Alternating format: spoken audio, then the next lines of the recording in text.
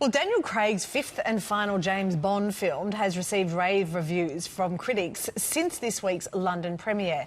No Time to Die finally made it onto the big screen at the Royal Albert Hall following multiple setbacks due to the pandemic. It's the end of an era for one of the most controversial and successful Bonds in the franchise's history. But just where will Daniel Craig end up on the list of the best 007s? Becoming Bond has been an emotional journey for Daniel Craig. No Time to Die marks the culmination of a storyline that began 15 years ago. Before he was 007, Daniel Craig was already considered to be a successful actor. Starring in several big films alongside recognised stars, he was always the supporting actor. Then, when the role of a lifetime came knocking, Daniel almost knocked it back. I never thought it would ever come on my radar, and I just was like, God almighty, that's just going to be such a kind of like momentous thing. Am I ready? I thought I wouldn't know how to handle it.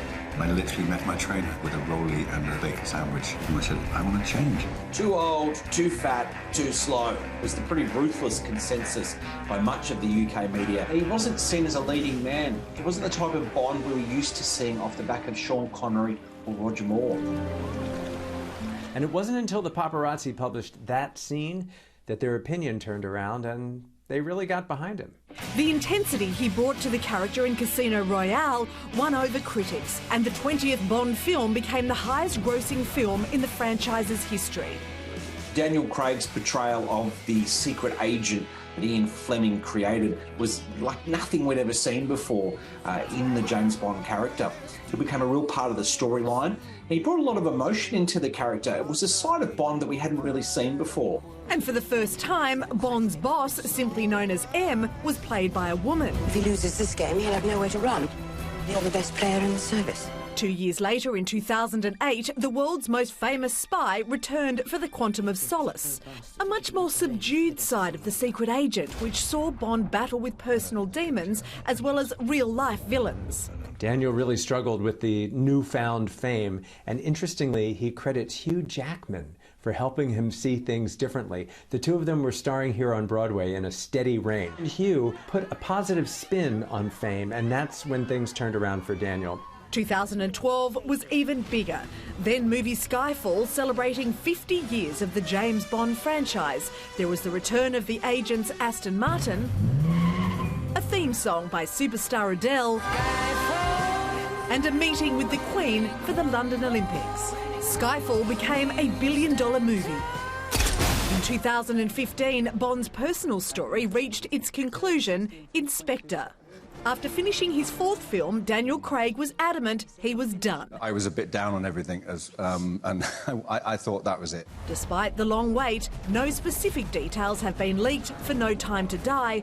Critics are calling it his best film yet. Daniel Craig dragged Bond into the 21st century, kicking and screaming, and he might go down as one of the most iconic in the franchise's history. You can imagine why I've come back to play.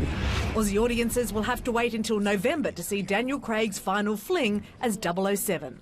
To have the opportunity to make these films is the biggest thing in my professional career, clearly, but one of the biggest things in my life. Who the next Bond will be is all rumour. Idris Elba, Tom Hardy and Hugh Jackman among the names. All of them with very big shoes to fill. Who's going to be next? Hugh Jackman told you just to enjoy it. He's not going to be it. Is that stipulated? Over my dead body. It's not...